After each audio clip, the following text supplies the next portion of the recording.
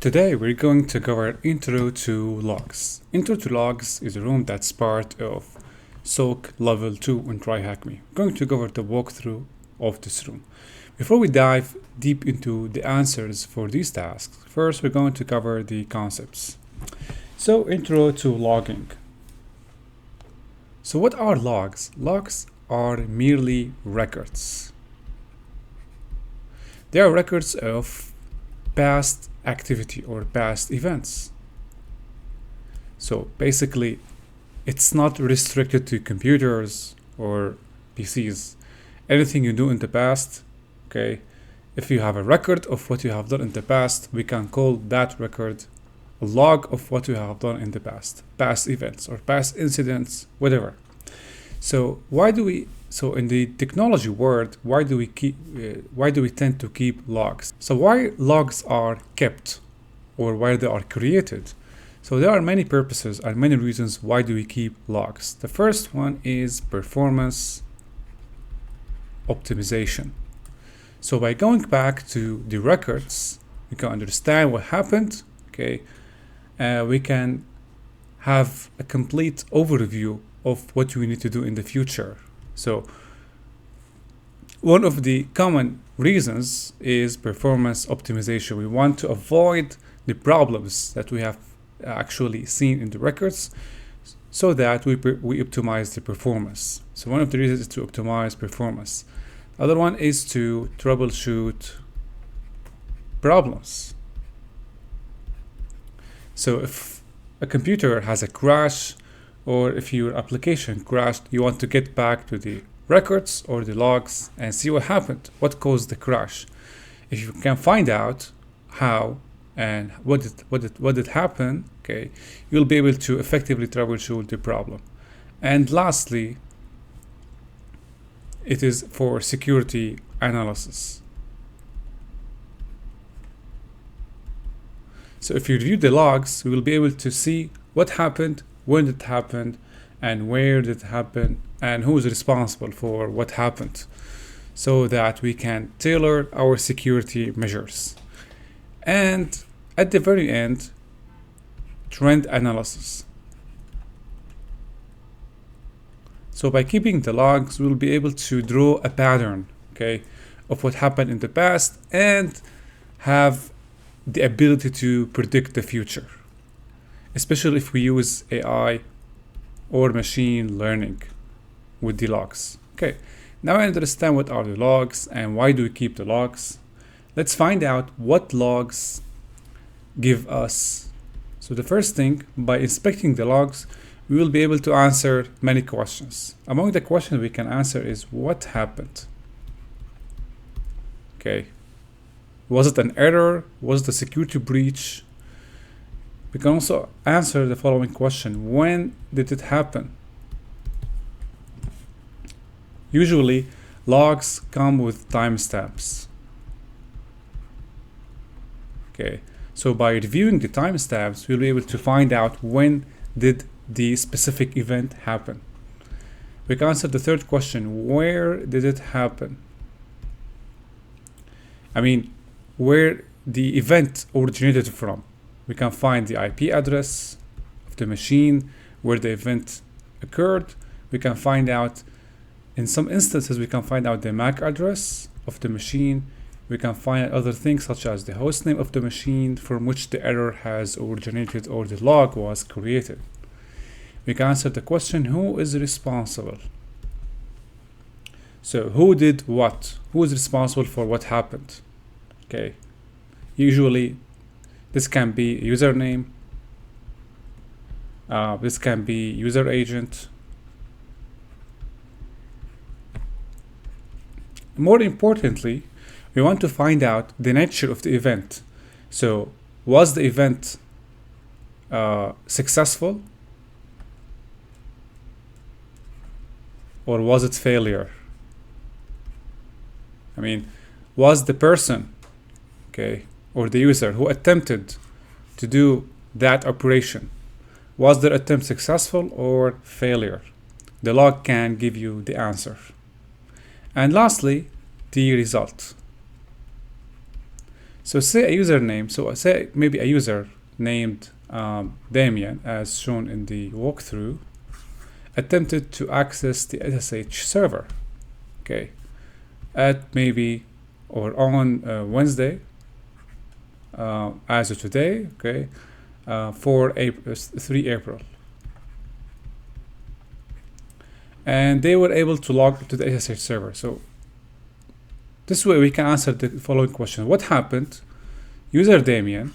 Okay, we can answer the who with user Damien. And where it had happened. Maybe they accessed the SSH server from their machine.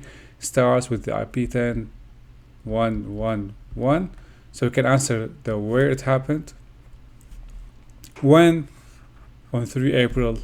And who? Damien. Successful. If they were able to access the server, we can say it is successful.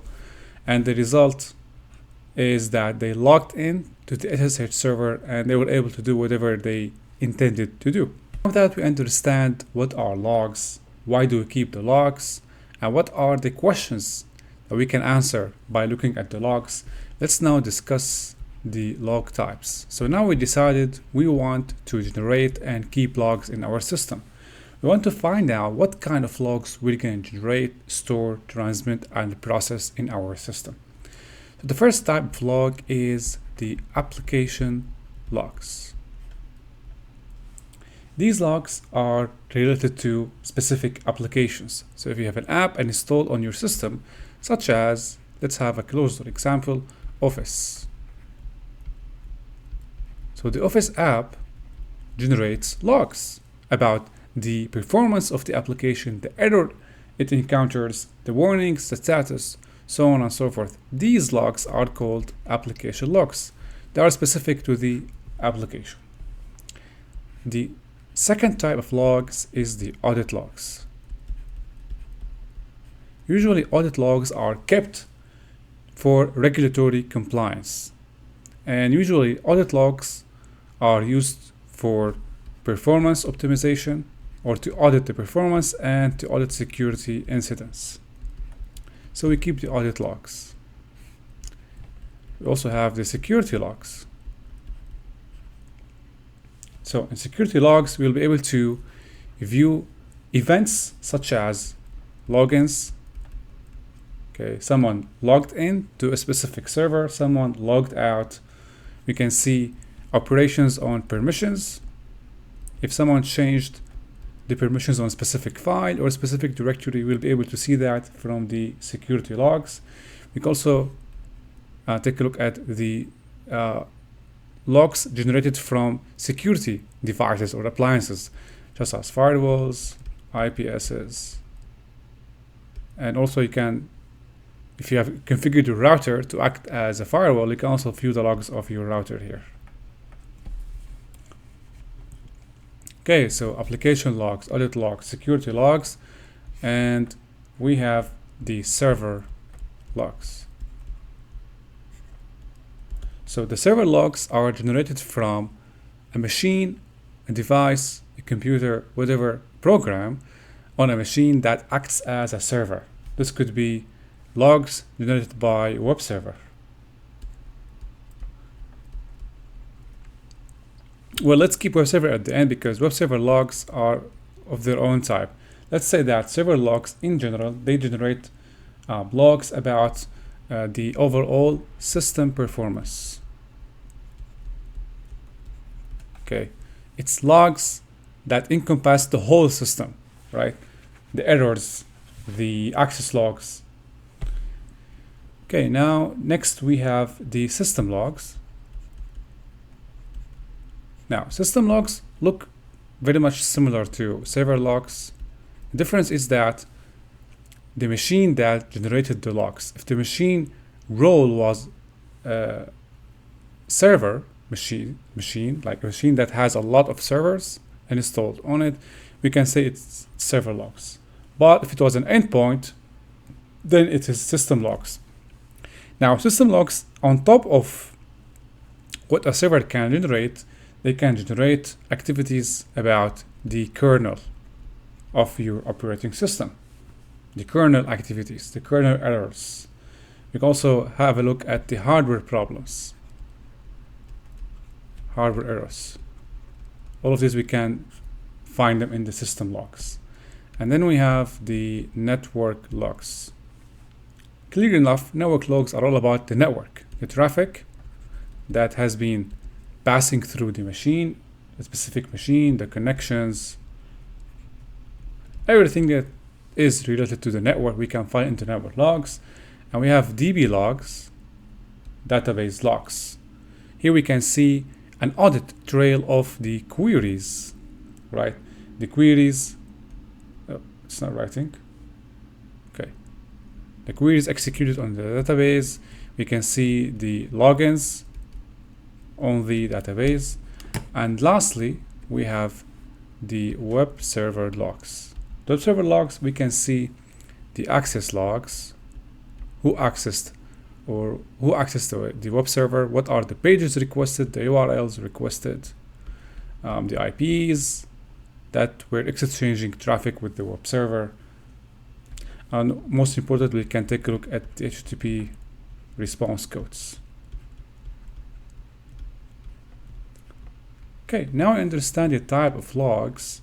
We can have a clearer picture on what type of logs we want to generate, what type of logs we want to keep, and what type of logs we want to process.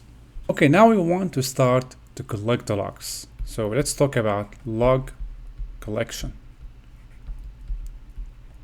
So how do we start collecting the logs? The first step in collecting the logs is identify the source. So we call it source identification. In this step, we want to find out where we want to collect the logs. Do we want to collect the logs from the web server? It could be the DB server. It could be that we want to collect the logs, all the logs that are generated from a specific server machine on the network. So here we decide the log source. The next step you want to do is to use a log collector.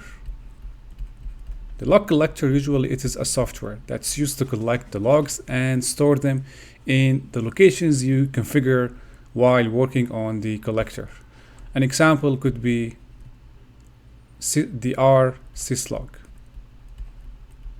rsyslog is a very popular log collector that can be configured to gather logs from various sources such as the web server logs, DB server logs, system logs, kernel logs.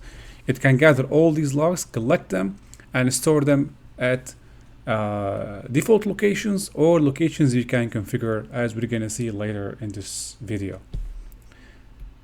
And the third step is to choose the parameter. So let's say we want to collect the web server logs. What do we want to collect? The URLs, the IP addresses, the request types. We have to choose these as well. And most importantly is the time synchronization. We want to make sure that the time is synchronized across all the machines in a unified fashion. We don't want any time discrepancies in the logs, because anytime any problem with the timing or the timestamps between the logs, it will compromise the integrity of the logs. And the last step is to test. We're going to take a practical example. We're going to use rsyslog, okay, to demonstrate how we can collect logs from an SSH server. Okay, so now we switch to the machine given in this room, and first thing first, we want to make sure that rsyslog is installed on the machine. We can do that by issuing the following command: sudo systemctl status rsyslog. Password for Damien. Let's see, where is the password? In the intro. So this is the password for the user.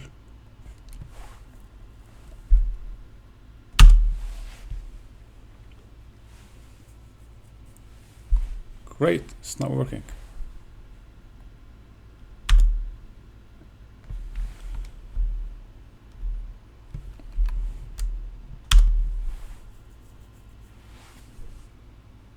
Okay, So based on the output, we can see that our syslog is active and running. So it is actively collecting the logs. So what our syslog keeps the logs, it can be found under etc r syslog. Here we can see the configuration files, not the logs, of course. Here we can take a look at how our syslog is collecting the logs and where it is storing them. For example, let's take a look at the configuration file here, 50 default. Okay, scrolling up. So this is the start of the configuration file, and we can see the various locations where it stores the log and the description of every single log. So this one means that this is a comment. So mail, everything that has to do with mails is stored under var log mail log. Scrolling down, we can see all the locations where it stores the logs. So most of the logs are stored under var/log, and the file is shown. So what we can do here, you can play around with this file, okay, or you can create your own configuration file and forward the logs. For example, let's now take a look at this one, 99. Okay, so this configuration file forward the logs to this location under var log web server 02 r syslog cron.log. So this file holds the logs, but for what? As you can see, this is the description of the logs. Forward logs to SIEM 02 at this IP address. So it's not only storing the logs at this path, it's also forwarding them to another machine on this IP address that's listening on this port. So we call this is another log collector that is using a listener to listen for all the forwarded logs. So we can not only store the logs locally, as shown here, we can also forward them into another machine for centralization. We call this centralization. So it's very clear that it's collecting cron jobs, right? So the cron jobs, the log of the cron jobs, okay, are forwarded or stored locally on this location and forwarded to this machine as well. Let's say we want to gather all the SSH logs and store them in a specific location on this machine. So we start by creating a specific configuration file, nano etc or let's say just we're going to follow the same name shown up here. Okay, so this is the name. I'm gonna copy the name.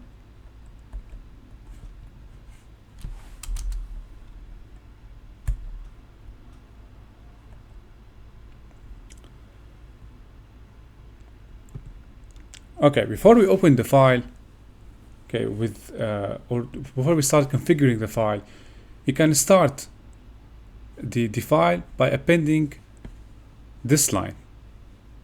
You can follow this method with all the configuration files you want to create. First, put this line at the head of the file, okay, and then you can also copy this as is. Let's copy these.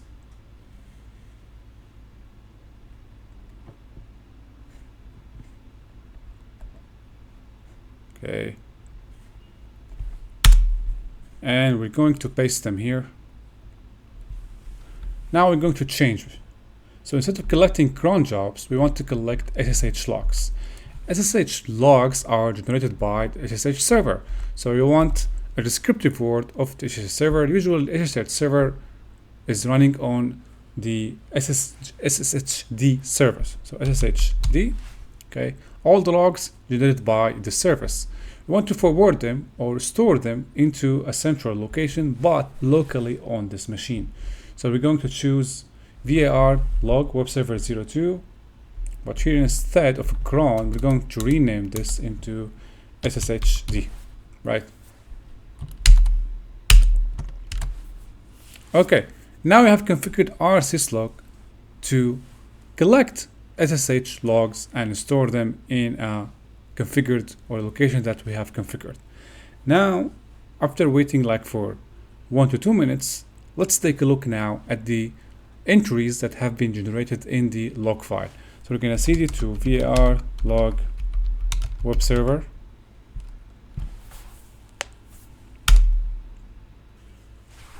Alright, looks like we need to restart the rsyslog for changes to take effect. So we're going to execute sudo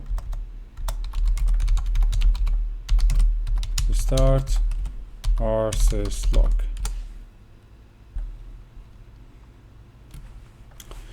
Okay, after waiting for some time, we can see a new log file has been generated. Okay, let's now take a look at this log file. So cat rsyslog, and let's now, assuming that the file is long enough, we're gonna use head-n to print out the first 30 lines. Okay. So this is an example of a log file. You can see there is a timestamp, and here we can see the machine, the service, and we can see the message. So according to the logs, we can see that there is a user trying to log in, invalid user stansimon from this IP address, receive disconnect from invalid user, check pass user unknown, authentication failure. So we see repeated instances of authentication failures by this username originating from this IP address.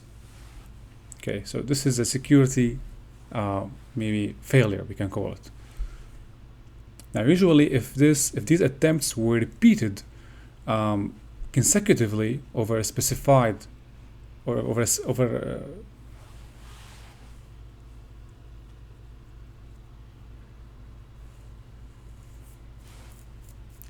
the span of maybe more than 5 to 10 minutes, it could indicate a brute force attack. Okay, that was an example of how to collect the logs, or to start the log collection process and forward them to a central location using rsyslog. Now, usually when the network is large, you have a lot of endpoints, a lot of servers, and a lot of network traffic, a lot of systems. You want to centralize the logs. So we call this process is log centralization. In log centralization, what happens? We gather the logs from different sources, from endpoints, from servers. It could be web server, DB server, SSH server, you name it, from network devices. So every type of these machines or of these devices generate logs. We want to collect all of them and store them or forward them into a central location to centralize the log management. We call this log centralization. Okay. Now, basically, to generate these logs, to collect these logs and forward them to a central location, you need a tool called SIEM, the SIEM or SIEM device. Usually, SIEM can be run on a dedicated machine to store and process the logs for further analysis. An example of SIEM is Splunk. Another one is Elasticsearch.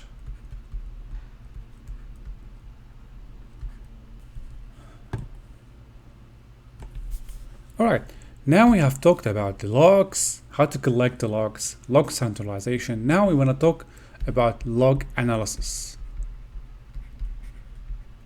This is where we start analyzing the logs. So now, up to this point, we have collected the logs, and let's say we have forwarded all the logs to Splunk. Now we can start analyzing the logs. But how do we start analyzing the logs? First, we want to define the data sources. In Splunk, if you have checked out my tutorials on Splunk, we always define the data source from which we want to parse and analyze the events. The first thing in log analysis is to select the data source. In Splunk, you can do that from so Splunk comes like this. You have the main interface here, or the main interface that displays the events. On the left side, you have the fields. Among the fields, there is the source. The source allows you to check or to select the data source. It can be from web server, it can be from SSH server, it can be the router logs. So you select the data source. The next thing we want to do, the next process is parsing the logs. Remember that logs come from different sources, which means the log will come in different formats. So in order to analyze the logs effectively, we want to understand how every format works, but this is kind of impossible because you're not going to be able to parse every single log file from every single source individually. You need an engine. The engine job is to parse the logs. So usually logs are parsed using tools or engines. So in the case of Splunk, it is parsed by Splunk engine.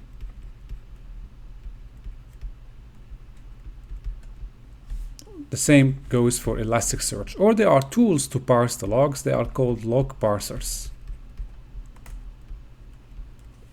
So not every time you want, or not every time you will be able to afford having a tool like Splunk or Elasticsearch in your environment. Sometimes you want to do that manually.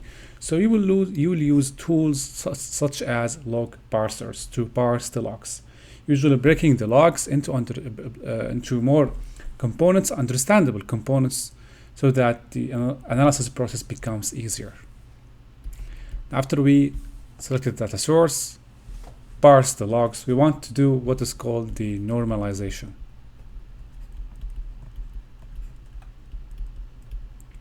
So normalization, it is a complementary step to parsing the logs. We want to bring the logs into a unified standard format. The unified standard format will allow us to effectively analyze logs without being distracted by different formats and different structure of every single log file. This can be done after the parsing and also is available in Splunk or in SIEMs in general. All right, now we have collected the logs from the data source we want to monitor. We have parsed the logs and we have now the logs in an understandable format. The next step is sorting the logs.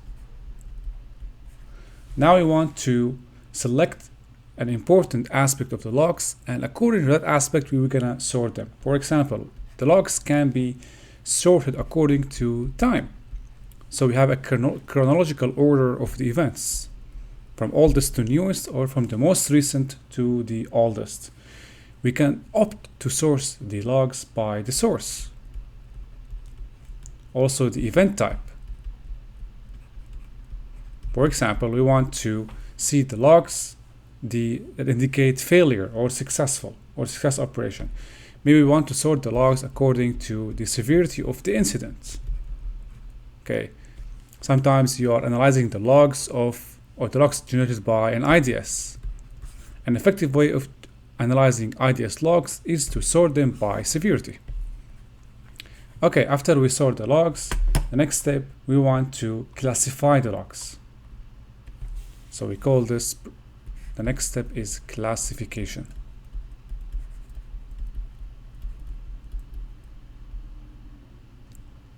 Classification is similar to sorting. After we have sorted the events according to time or the important parameters to our analysis, we can then give them labels and categories. The labels and categories allow us to easily filter the logs according to the category we want to focus at, or the classification we want to focus at. Next step is correlation, which is the most important step in security analysis. In this step, we bring logs from different sources and we correlate them, meaning we find the missing link between the logs. Okay. We can find the link between the logs based on common denominators, such as the severity of the message between different logs. Could be IP addresses showing up in more than one log type. We can also find the link by using URLs. And the last step is visualization and reporting. In visualization or reporting, we use charts, graphs to depict or to narrate a story, okay, based on the logs. So we can tell stakeholders or organization managers of what happened, because you're not gonna bring the log file and show it to your manager. You want to create a story. So you do that by using visualization and reporting. Okay, now we have talked about introduction to logs. Let's now start answering the questions. Okay, so we are here. Task 2. What is the name of your colleague who left a note on your desktop? Okay, so there is a note on the desktop in this machine. We're gonna cd to, wait a minute. So this is the machine daemon hall. Okay, right.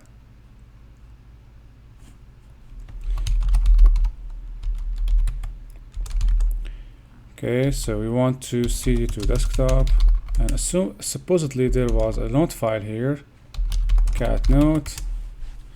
Inside the note file, the note was written by Perry. What is the full path to the suggested log file for initial investigation? So Perry was suggesting Damien to keep the logs in specified location. So let's see here, you could look at the available logs in VAR log GitLab, but I suggest looking into VAR GitLab Nginx access log and searching for suspicious web browser activity. So that was the suggested log file. Okay, next task. Based on the list of log types in this task, what log type is used by the log file specified in the note from task 2? So you want to specify the log type. We talked about log types, and the log type specified in this note file is a web server log, because Nginx is a web server. So it's web server log. Based on the list of log formats in this task, what log format is used by the log file specified in the note from task 2? So we haven't talked about log formats because you can easily read them from here, but the log formats can be found here, and the log format talked about in the note is a combined. It is combined because look at this, and you can find the answer here. Extension of CLF, adding fields like referrer and user agent. It's typically used by Nginx server by default. So it is combined log format used in the web servers. Task 4. After configuring rsyslog for SSH, what username repeatedly appears in the SSH logs? Add the configuration file indicating failed login attempts or brute forcing. We already covered the answer for this when we analyzed the log file. It is the user Stansimon. What's the IP address of SIEM02 based on the rsyslog configuration file? This is the configuration file that shows the log forwarding process. So we already answered this as well. If you go up, scroll up. When we inspected the various configuration files, we saw that the logs or the cron job logs are forwarded to SIEM02 host, which has the IP address shown here. Based on generated logs and the cron logs, what command is being executed by the root user? So now we want to examine the cron job logs. Okay. So cd etc rsyslog.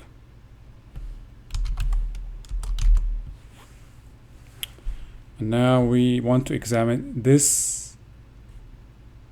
This is the configuration file. Okay. var log web server ls, and now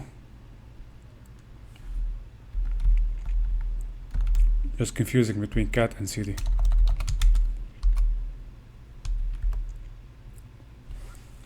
Okay, we want to examine this one. Okay, let's find out the content. Oops, this is really okay. Cron head dash n 20. Okay, so let's see here.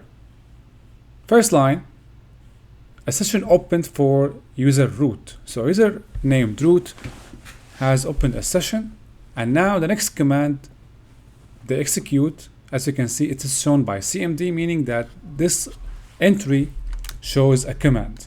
The command is, it is a bash or netcat bash reverse shell connecting to this machine on this port.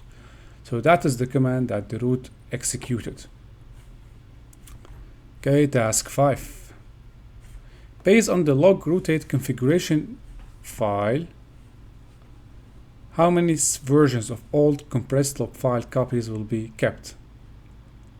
Okay, now we're talking about log rotate, which is a tool used for compressing, backing up, and deleting the logs. Let's have a look at a sample configuration file and answer the question. So it is located under log rotate.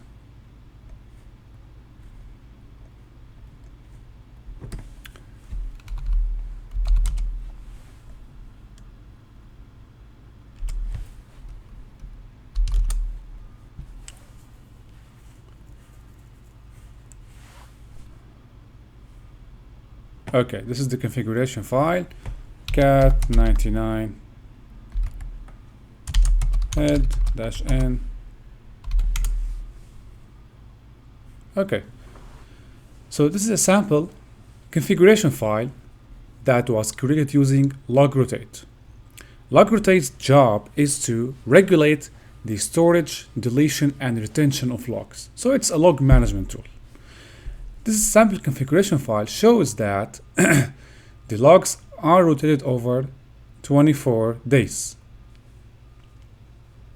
24 versions. So it means that there are 24 versions of compressed log files will be kept. And it is over hourly basis. It happens hourly. So every hour, log rotate will compress the logs, back them up, and store them. And after 24 versions, it will delete the 24 versions and then recreate them again, or redo the backups, and so on. Okay, this one is a bit tough because the machine is very slow. Nevertheless, we can try to answer this question. Upon accessing the log viewer URL for unparsed raw log files, take a look at this unparsed raw log files. If you remember, to be able to effectively analyze the logs, we need to parse them. Usually we use tools or we use engines, but here we're talking about unparsed log files. What error does show when selecting different filters? So it looks like we're gonna have to go through the painful process, copy the URL, and hopefully it will open because the machine is again slow. Let's try.